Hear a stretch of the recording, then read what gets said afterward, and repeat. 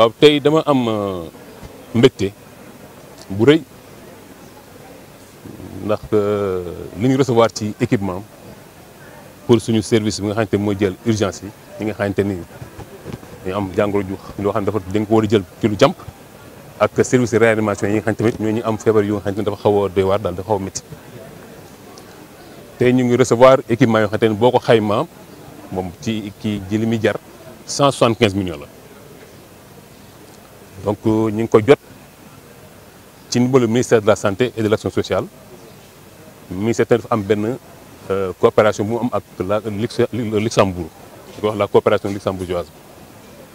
ci kaw loolu tamit SAMU national moom moo ki nga xamante ni moo doon dox affaire yi mu koy jënd moo xool li fi manqué woon def ko la doy mën koo ñëw ñu jënd ko indi ko fii tey ji bu ñëwee donc tey ci suñu service SAU ak suñu réanimation yi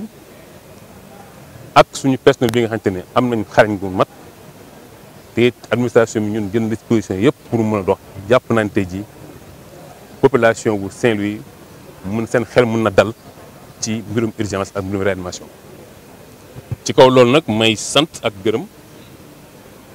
gouverneur bi nga xamante ne accepté na tey ñoo présider cérémonie bi di gërëm coopération luxembourgeoise nga xamante ne seen représentant mi ngi nii di gërëm ministère de la santé et de l'action sociale di gërëm tamit professeur Bey bi nga xamante ne moom mooy directeur bu SAMU national donc ci kaw loolu may jël assurance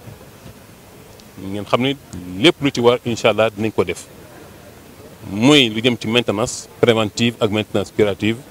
ak disponibilité wu intrants yi nga xamante ni moom moo ñuy permettre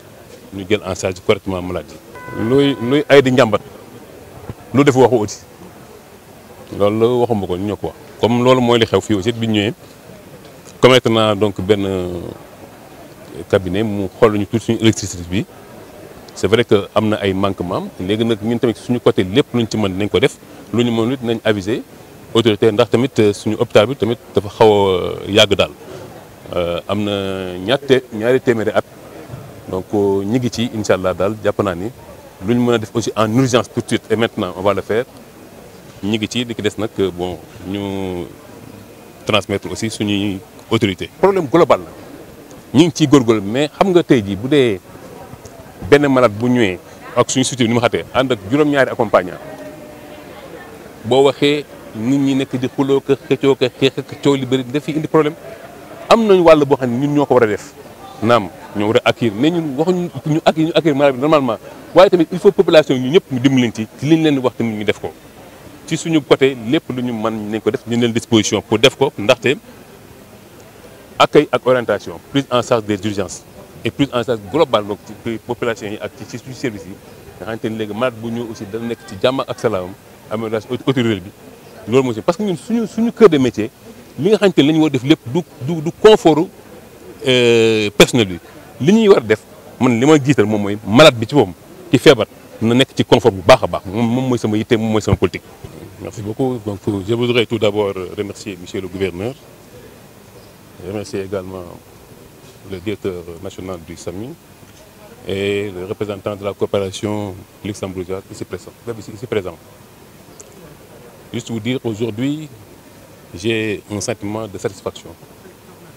Satisfaction dans la mesure où nous réceptionnons aujourd'hui un lot d'équipements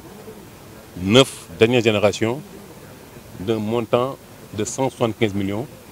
pour nos services de SAU et également de réanimation.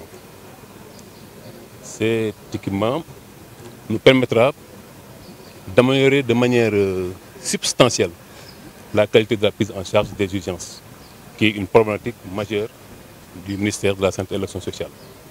Donc pour moi, c'est le lieu de remercier donc, le ministre de la Santé et de l'Action sociale, à travers le ministère, la coopération luxembourgeoise.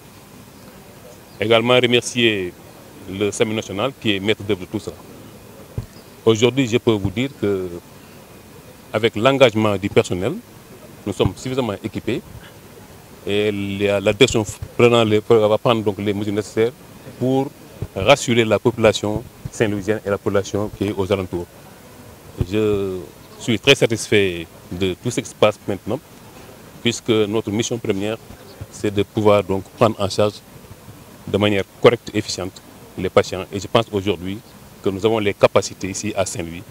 de prendre en charge correctement les urgences. Et donc la politique d'accueil et d'orientation est au cœur donc, de nos préoccupations. Donc pas plus tard qu'avant-hier, on a tenu donc un conseil d'administration. Et ma priorité, c'est les urgences, l'accueil et l'orientation, mais également la sécurité et la qualité des soins. Donc nous allons prendre donc, toutes les dispositions pour aller dans le sens donc, de l'amélioration de l'accueil et également de la prise en charge des malades de manière générale. Quoi. Je viens d'arriver, mais j'ai demandé qu'on puisse faire rapidement. Et on a reçu cela donc un diagnostic par rapport à la stabilité de l'électricité. Donc on fera de notre mieux pour stabiliser cela. Et vous savez, pour une bonne prise en charge donc, des populations, il y a un certain nombre d'éléments. Il faut d'abord l'infrastructure, que ce soit aux normes. Il faut des équipements aux normes, un personnel qualifié, bien formé, également des intrants et une bonne organisation. Donc aujourd'hui, nous avons l'infrastructure, nous avons les équipements, nous avons le personnel qui est engagé et qualifié. Et également, nous avons mis en place un système pour pouvoir renouveler, mettre en place les médicaments donc, et les intrants, pour pouvoir donc, mettre en place un système pour les renouveler. De ce fait, à chaque instant, donc, les médicaments sont disponibles. Maintenant, dans cela, donc, il va falloir que les populations nous accompagnent dans le recouvrement. Il faut que quelque part quelqu'un paye. Si on ne parvient pas à faire le recouvrement, on va se retourner à la case de départ. Donc je suis en train de faire un plaidoyer pour qu'on puisse savoir que on peut rendre disponibles les médicaments d'urgence, mais il va falloir que si on le donne en urgence, et qu'après le recouvrement donc, puisse être fait dans les règles générales pour nous permettre donc d'assurer la continuité donc, et la qualité du service.